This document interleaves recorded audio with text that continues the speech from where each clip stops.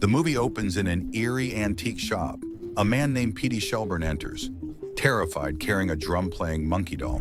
His clothes are stained with blood, but he insists it isn't his. Petey says he's there to return the monkey doll, but the shopkeeper points to a sign stating there are no returns on children's toys. Petey insists it's not a toy and warns that something terrible happens when it plays its drum. Suddenly, the monkey doll activates and beats its drum, startling both men. After a few silent moments, a nearby mouse chews through a wire. A gun discharges, shooting a harpoon that impales the shopkeeper. The harpoon then retracts, pulling out the shopkeeper's intestines. Panicked, Petey grabs a flamethrower and tries to burn the monkey doll. The scene shifts to twin brothers, Bill and Hal, who have a strained relationship. Hal narrates that Bill, older by 3 minutes, constantly bullies and belittles him. They live with their single mother, Lois, after their father abandoned them years ago for unknown reasons. One day, while searching through their father's belongings, they find Petey's uniform, hinting that Petey is their father. They also discover a mysterious box containing the same cursed monkey doll. Hal notices a note telling them to turn a key and see what happens. Bill immediately turns the key, causing the monkey to grin and raise its drumsticks, though it doesn't strike the drum. The next day, Lois sends the boys out with their nanny, Annie, while she prepares for a date. As they get into the car, Hal notices the monkey doll already in the back seat. They arrive at a hibachi restaurant where a chef prepares food in front of them, thrilling the boys. Outside, the monkey doll moves from the back seat to the front seat. It activates and plays its drum briefly before stopping. Inside the restaurant, the chef swings his knife but accidentally decapitates Annie, horrifying everyone. The scene cuts to Annie's funeral, with adult Hal narrating that her death drove him and Bill even further apart. Afterward, their mother tries to explain that death is inevitable and can happen at any time. To lighten the mood, they return home and dance together. Hal narrates that despite the tragedy, it became the happiest day of his life. Days later, Hal is in class when he finds the monkey doll inside his backpack. His classmates notice and accuse him of inappropriate behavior involving the doll. During gym class, a group of bullies, led by Bill, pelt Hal with bananas and mock him. Angry, Hal returns home and finds the monkey doll in his bed. He blames the doll for everything and, filled with rage, wishes Bill dead as he turns the monkey's key. At that moment, Bill comes home. As the monkey begins beating its drum, Bill finds their mother in the kitchen. Blood suddenly pours from her face and she collapses dead.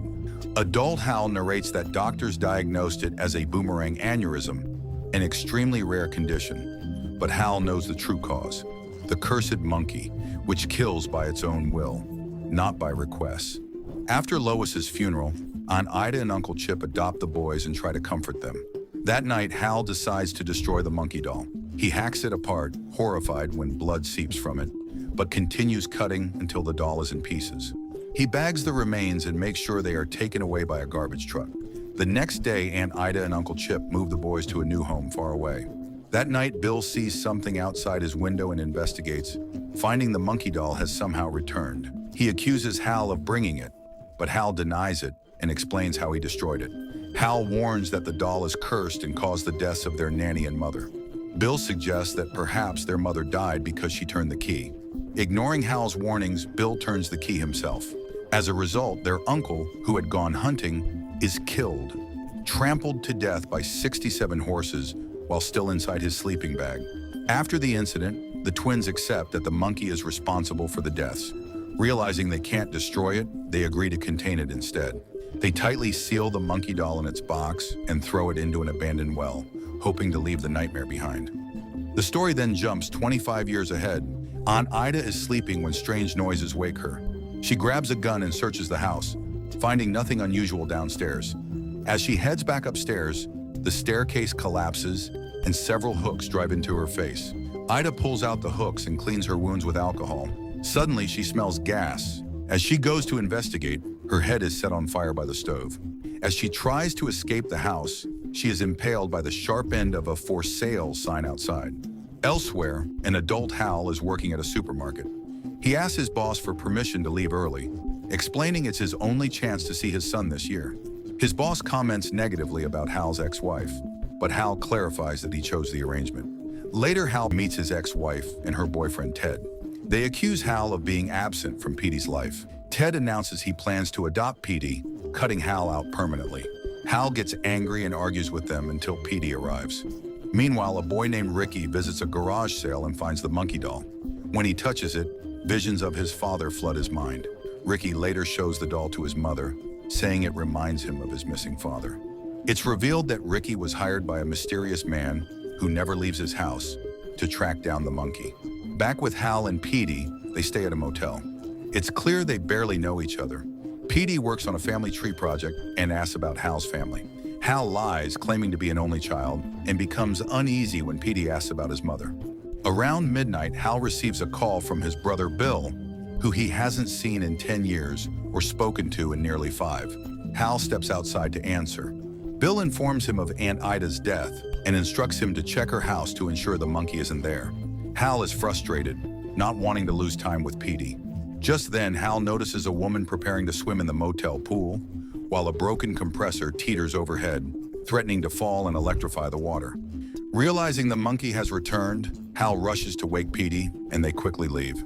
The next morning, they arrive at Aunt Ida's house, where a realtor named Barbara greets them. She explains that Hal's brother mentioned they would be coming. Petey realizes Hal lied about not having a brother. Barbara leads Hal and Petey into the house and explains that since Aunt Ida's death, the town has fallen into chaos. People have been dying in frequent, gruesome accidents. Barbara opens a stuck closet door, and Hal senses something is wrong, but an accident occurs anyway. Soon after, police arrive. A female officer questions Hal and tells him not to leave town while the investigation is ongoing. Paramedics remove Barbara's remains, while nearby, a group of cheerleaders and students are seen celebrating for unknown reasons. Inside the house, Hal searches frantically for the monkey doll, but finds nothing. Frustrated, he flips through the town phone directory and finds a number listed under Mrs. Monkey. When he calls, he hears Bill's voice on the voicemail. Bill's message explains that he has already recovered his toy monkey and no longer needs help. Hal realizes that Bill orchestrated the events to lure him back. The story flashes back 25 years earlier. From Bill's perspective, he had realized it was Hal who turned the key, leading to their mother's death. After dumping the monkey in the well, Bill returned to retrieve it for revenge, but found only the key. Confident the monkey would reappear, he waited. Years later, as an adult, Bill received a fortune cookie with the message, "Turn the key and see what happens." After that, he began seeing the cursed monkey everywhere, which destabilized him. In desperation, he placed an ad in the newspaper searching for the monkey doll. In the present, Bill turns the monkey's key, hoping to kill Hal. Instead, the monkey causes Hal's boss to choke to death on his cigar. Meanwhile, Ricky arrives outside Bill's house. He nervously explains he saw Bill's brother and offers to return the $15 he was paid, hoping to reclaim the monkey doll. Ricky says the doll reminds him of his missing father. Bill, irritated, refuses and sends him away. Ricky storms home, puts on his father's police uniform, grabs a gun, and decides to retrieve the monkey by force. Elsewhere, Hal and Petey check into a motel. Hal angrily calls Bill. Bill admits he has the monkey and demands Hal bring Petey to him. He claims that whoever winds the key will be safe from the curse. Bill threatens to keep turning the key until Hal is killed, even if more townspeople die along the way. As the situation worsens, Hal decides to drop Petey off at his mother's house, but they get into an argument. Petey accuses Hal of not caring about him, while Hal tries to explain that he doesn't want his problems to affect his son. A loud knock interrupts them. Ricky, disguised as a police officer, forces his way in, points a gun at them, and demands they come with him. He drives them to Bill's house and orders Petey to go inside and retrieve the monkey doll.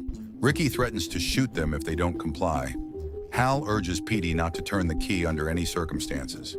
Petey enters through the back door and navigates through a series of booby traps without getting caught. Outside, Hal questions Ricky, who eventually admits he is not a real cop. They both spot a massive wasp nest nearby, causing immediate fear. Inside the house, Petey finds Bill talking to the monkey doll. Bill shows Petey the toy, explaining it was his childhood favorite. Claiming it no longer works, Bill pressures Petey to fix it by turning the key. Despite his hesitation, Petey gives in and winds the monkey. The doll springs to life and begins drumming violently.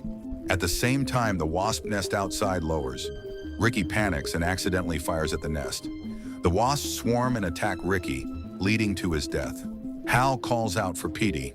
Hearing his brother's voice, Bill realizes his plan has failed again. In anger, Bill grabs the monkey and forces it to play the drum in an attempt to kill Hal.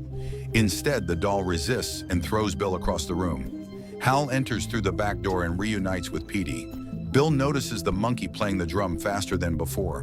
When it finally stops, he looks outside and sees the curse spreading, causing mass deaths and accidents across town. Suddenly, the roof collapses and dead bodies crash through the wreckage. Hal arrives and confronts Bill, furious about the destruction. Bill, filled with regret, admits he only wanted Hal to suffer for their mother's death, believing Hal was responsible and had intended to kill him instead. Hal, emotional, insists he never meant for any of it to happen and reminds Bill that she was his mother too. He apologizes and says they should have supported each other through their pain. He believes it's still possible to mend their relationship. Bill acknowledges Hal's point and apologizes. The brothers reconcile and repair their strained relationship. Hal invites Bill to join him and Petey on a road trip, and Bill agrees. However, the monkey suddenly strikes the drum again, triggering a hidden booby trap that launches a bowling ball into Bill's head, killing him instantly. The next morning, Hal and Petey leave town. As they drive, they witness the aftermath of the monkey's destruction: burned buildings, dead bodies, and widespread devastation. Determined to end the curse, they keep the monkey with them to prevent anyone from turning the key again. Along the way, they pass an old man riding a horse, with ashes drifting off his back. Before the film ends, a bus full of cheerleaders appears, leading to another one of the 100 worst ways to die.